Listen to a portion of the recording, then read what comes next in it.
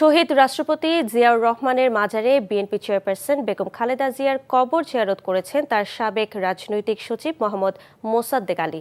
শনিবার বিকেলে শহীদ রাষ্ট্রপতি জিয়াউর রহমানের মাজারে সমাহিত বিএনপি চেয়ারপারসন বেগম খালেদা জিয়ার কবর জিয়ারত করেন এনটিভির চেয়ারম্যান মোহাম্মদ মোসাদ্দেক আলী।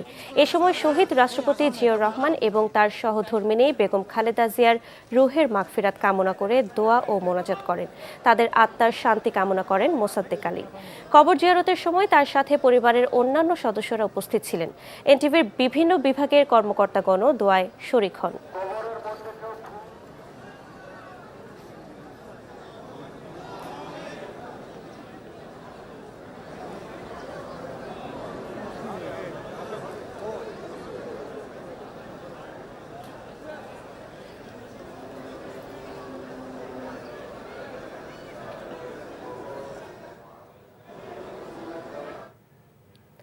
এই মুহূর্তে শহীদ জিয়া ও বেগম খালেদা জিয়ার সমাধিস্থল থেকে সরাসরি যুক্ত হচ্ছেন সহকর্মী জুবায়ের প্রধান।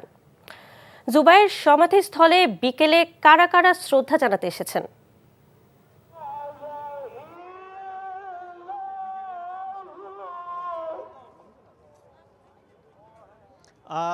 এখানে আজকে বেগম খালেদা জিয়ার যেই মৃত্যুর আমরা দেখতে পেয়েছি যে চতুর্থ দিন চলমান রয়েছে এবং তার এই মৃত্যুর পর থেকেই তার যে দাফন কাজ এই জিয়া উদ্যানে সম্পন্ন হয়েছে। এরপরেই কিন্তু জনতার যে ঢল, বিএনপির নেতাকর্মীদের সাথে সাথে সর্বস্তরের সাধারণ জনতার উপস্থিতি কিন্তু এই জিয়া উদ্যানে রয়েছে। তারা এসে কবর জিয়ারত করছেন। একই সাথে কিছুক্ষণ আগেই কিন্তু বিএনপি চেয়ারপারসন বেগম খালেদা জিয়া, যিনি সাবেক প্রধানমন্ত্রী ছিলেন তিনবারের, তার যে রাজনৈতিক সচিব মোহাম্মদ মোসাদ্দেক আলী, তিনি এখানে এসে মোনাজাত করেছেন, দোয়া করেছেন। তার সাথে এনটিভির যারা রয়েছেন, দায়িত্বশীল পরিচালনা পর্ষদের যারা রয়েছেন, তারাও এখানে এসে মোনাজাত করেছেন।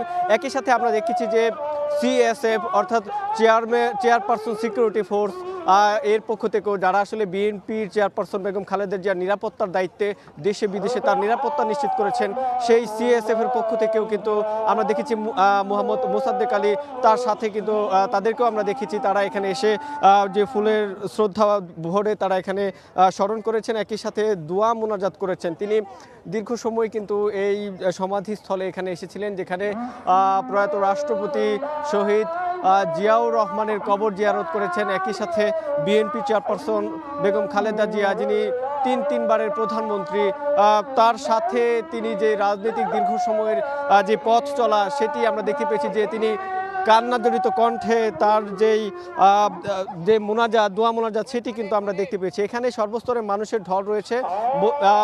সকালে এখানে মহিলা দলের পক্ষ থেকেও লোকজন এসেছিলেন এবং তার পরবর্তী সময়ে আমরা দেখছি নজরুল ইসলাম খান, স্থায়ী কমিটির সদস্য, তিনি এখানে এসেছিলেন।